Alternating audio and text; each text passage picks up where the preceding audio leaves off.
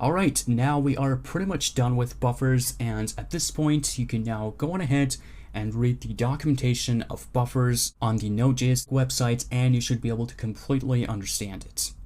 Alright, so let's go ahead and take a look at the documentation. So I'm just going to go into the nodejs.org website. Right here I'm going to click on docs, and then here I'm going to select the version 20, and then right here I'm going to click on buffer.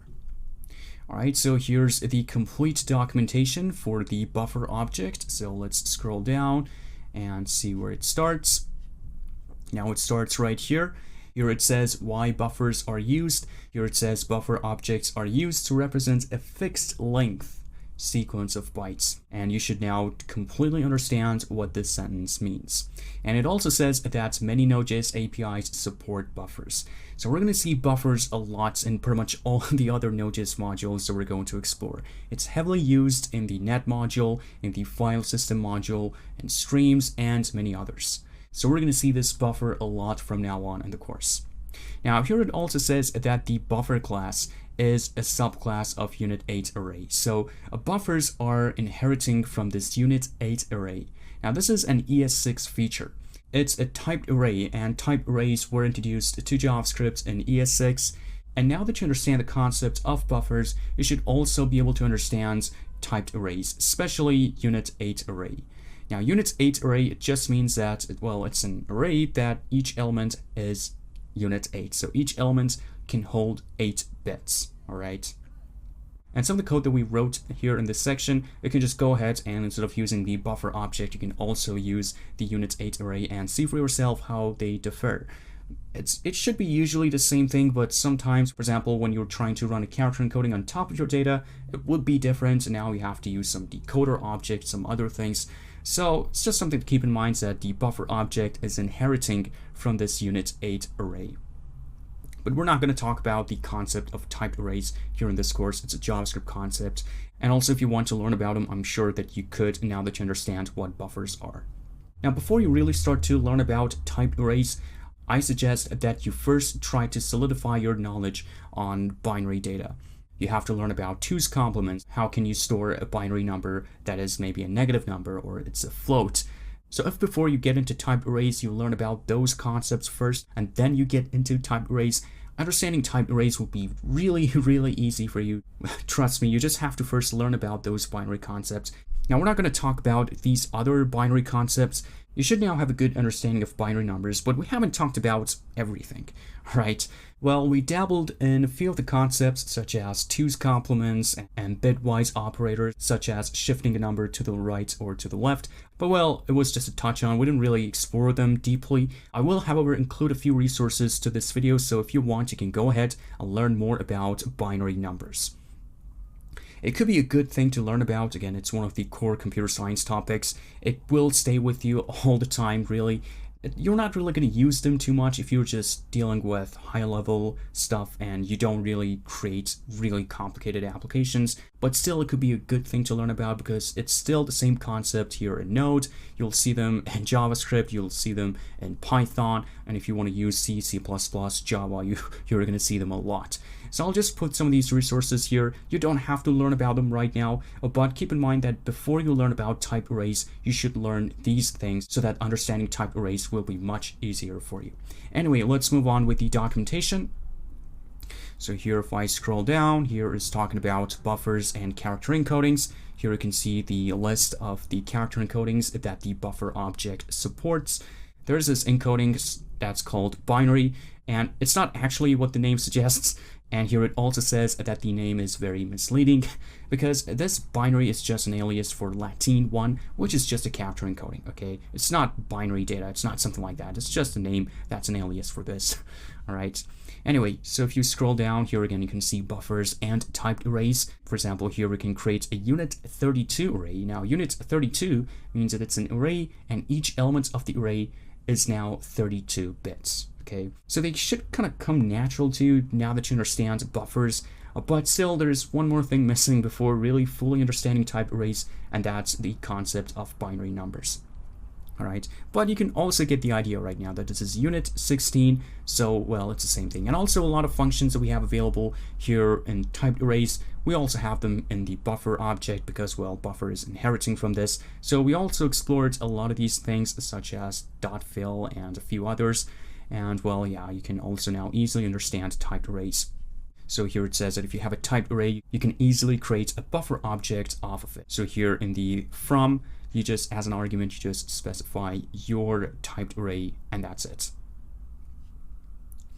Now I'm gonna scroll down here. It's talking about buffers and iteration. We saw this. You can just iterate over a buffer object just like you would with an array.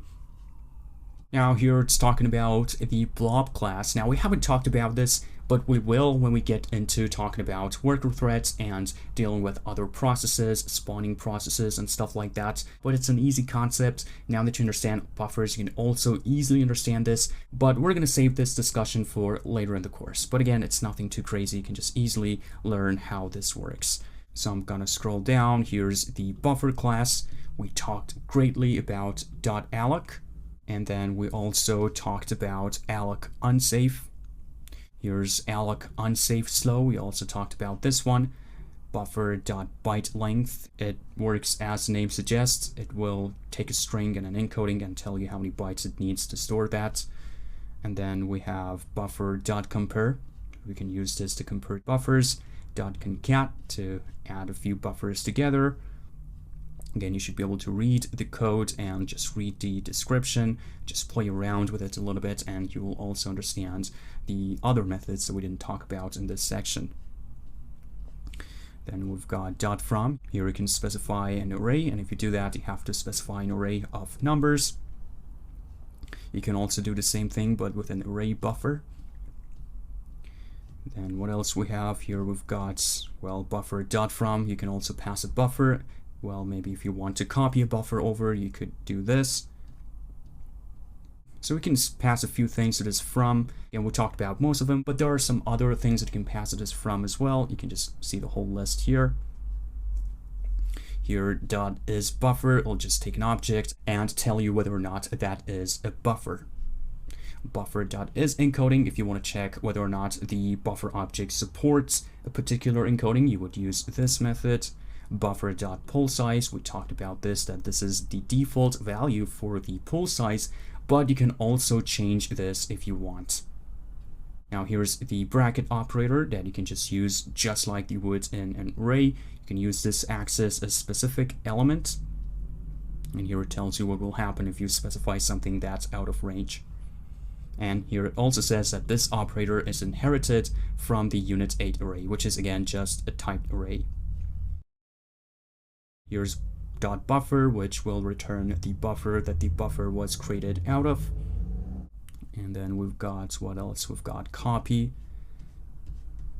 Again, entries, again, just tells you the whole thing. Then also equals. The compare method just returns a number, 0, 1, or -1. Now this equals is just based on that. We'll just take it a step further and now return true or false. Now here we've got buffer.fill. Again, we talked about this greatly. Then we've got .includes. If you want to check whether or not a value is in your buffer, you can just specify that here. If you want to specify a string, you have to make sure to also specify an encoding. Or you can just specify a number to check for an element with that exact value. Again, .index of, just like an array, you just specify a value, and it'll just return the first index of that occurrence.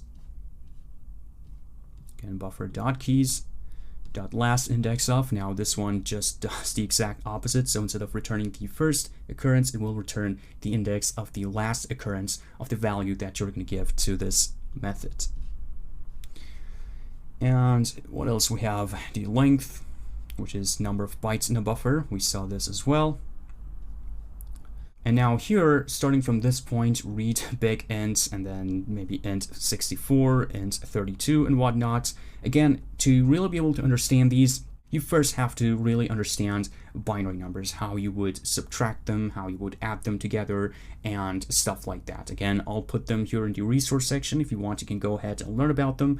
But we're not really going to use these methods in this course. We're not really going to use buffers to deal with numbers, but it's something that could be good to learn about. So I'll just put these resources and then you can understand all of them. If you just understand the concept, these would be pretty intuitive. For example, this is unsigned, and then you've also got the signed version, and then int64, so 64 bits, and then the same thing but 32 bits.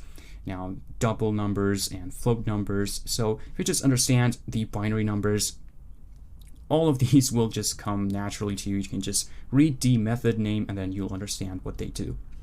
All right, so I'm going to scroll down. Now here we've got buffer.subArray. If you want to slice a piece out of a buffer, you can use this. You can specify a starting and an end position, and then it's going to return a buffer that has those bytes that you specified. We've also got slice, but this one is deprecated, so subArray has now replaced this one. And now we've got toJSON. Again, name is pretty intuitive. We'll just return the buffer, but in a JSON format. And it will also display each element in decimal. And again, toString, we talked about it greatly. You can specify an encoding. You can also specify a starting position and an ending position.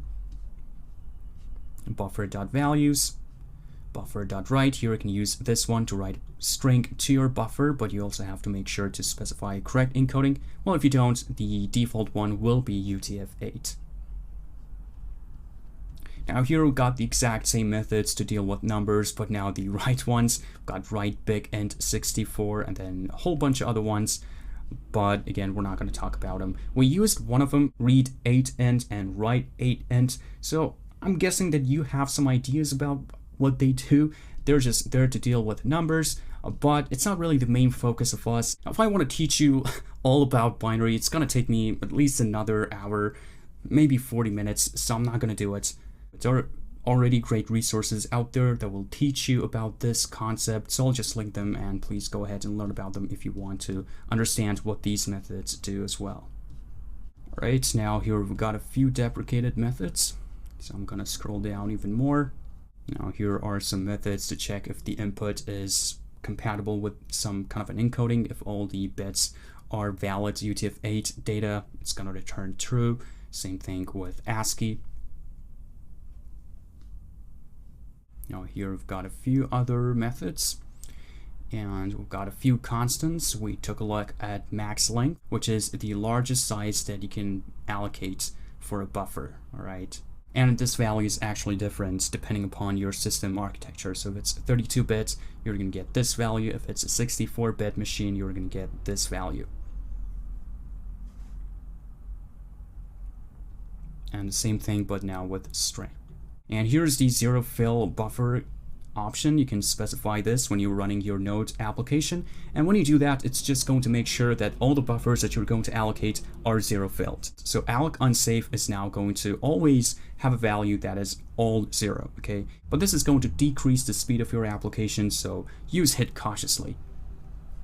And here's just some talking about why these two methods are unsafe. And again, we talked about this, that these methods do not allocate a buffer that's zero filled, so there could be some data in there that could potentially be sensitive. Alright, so that's it about reading the documentation. If you want to come here and dig a bit deep into these, and you should now be able to understand all the methods. And if there is a specific method that you don't quite understand that we didn't explain here in this section, please post a question about it in the Q&A section of the course, and I'll make sure to give you detailed description about what that really is. So if you have a question about some of these methods, if something is still unclear to you, please do not hesitate to put a question in the Q&A section of the course. All right, so that's it about us reading the documentation, and I'll see you in the next one.